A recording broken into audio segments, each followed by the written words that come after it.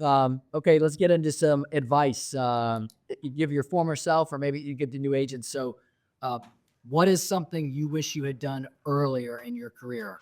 I think I would go pee-pee. Party less, prospect more. Just because you're in real estate doesn't mean you need to be at every networking event. And just because there's a networking event doesn't mean you need to be there partying. Go in with a strategy. Mike, bomb at this. He always says when we go places, if we're standing together, we're not networking. And the first day he told me that at Real Conference in Vegas, I was like, I'm going to throw up right now if you leave my side, but here we go. So prospect more doesn't always have to be gross. If you think that prospecting is gross, you are in the wrong business. You should probably not be here.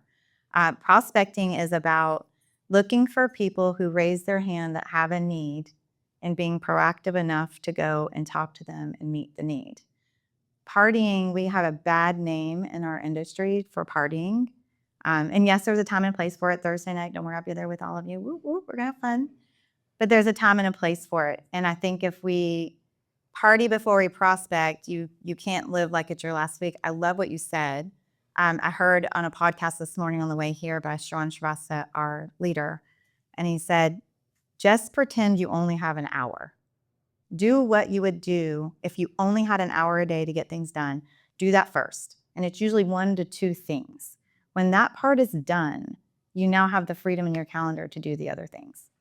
So, PP. You kind of talked about books a little bit. How about you? Any books, podcasts? Well, if you've been following me on social media, how about we just start with the Bible? That's one.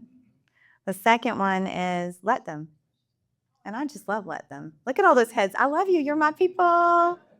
So let them is just, I feel like if God wrote a book through someone, it would be let them.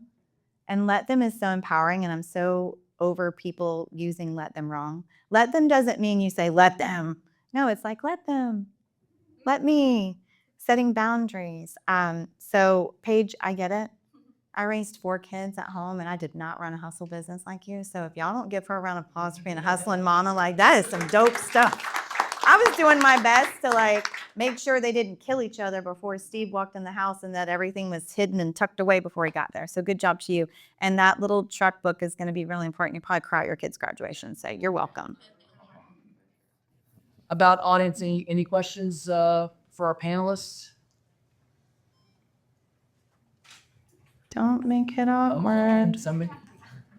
What do you want? What do you want? Where's my coach people? So it's kind of changed the workload has changed the list of agents, which is interesting because now we've got all these unrepresented buyers that they can't access the house without like us being there, and that wasn't part of the plan, right? I'm not trying to be my own showing agent, and Oh, I am. And then also we've got these unrepresented buyers that know so much because you're watching YouTube videos, and they don't want to pay you, they don't want anybody to pay you. We just had a lady that seller was going to pay us to like handle her stuff for late night texts, and she's like, no, they don't want 1.5% credit because I don't want that money to come from anywhere. She talked herself out of the contract. Someone else got the last under contract.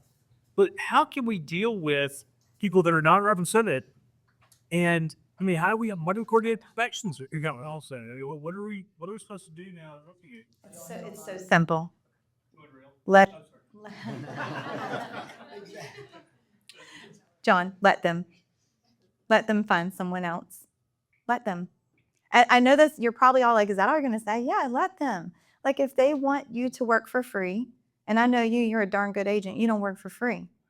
So then let them go find someone who will work for free. And then they'll come back later on to you and have you rework the deal, and then they'll pay you double what you were going to charge them. So I just tell people that. Like I lead in with here's my fee for service. If you're not saying fee for service, you got to get with 2025. So here's my fee for service, blank. I'm not going to say it because we're not going to get in trouble. But it's not cheap because I'm not cheap. And if you want cheap, then you go hire cheap, and I'll be over here 3 bananas. hanging out. And it's more than 3 bananas because I know how you buyers are doing on YouTube. We got to negotiate that joker down where I get what I want. But I think just let them. If they're not for you, they're not for you. Let them go. Allow them to go work with someone else who maybe has a reason and a season to work for that, because there's nothing wrong with working for a little lower if you're new. I mean, 2 bananas is better than 0 bananas if you have no bananas, right? So that's not a knock. Sure. Right, Here, so- I'm going to show you the house. Here's a prop. I'm not a legal. What am I supposed to say? I'm not an attorney. Remember when this happened You're an last attorney time? in fact. Right. So here's the deal. I can show you the property. There's a document we need to sign to see that property. If you want representation, here's my fee for service. Would you like to do that? If not, we're carrying on. There it is. Michael, how do you handle That's my answer.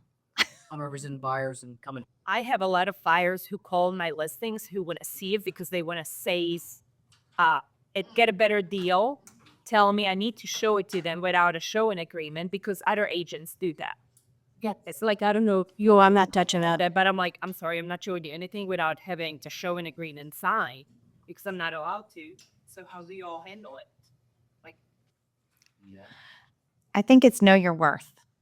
So I've been to cosmetic doctors, we'll say. You're not going in there without paying a $150 to $500 fee just to talk to the guy for like 10 minutes about what's so wrong with you and that he needs to fix. If I was seriously going to do something, I'm going to pay that fee and I'm going to show up to my appointment on time, ready to roll, ask the questions. He's going to tell me or she's going to tell me what we need to do, and I'm going to be on my way. So again, I'm a little bit more direct than most people if you haven't figured that out. And I'm okay with that because that's my tribe. I'm very direct for a reason. I'm very, very, very, Amy will probably bust out laughing right now. I'm very direct because I'm very efficient with my time. You are not going to waste my time. If you want to waste someone's time, go find one of the other 13,000 agents in Northeast Florida. And I think also it comes down to setting the proper expectation from the beginning of the listing appointment of what you're willing to do, why you do it, and then on the flip side, explaining it when that call comes in. Well, we're wrapping up. I want to thank our panelists for an excellent job. Thank you, champions. And thank you all very much for coming. Hope you all learned a lot. Mr. Brandur, networking. Thank you.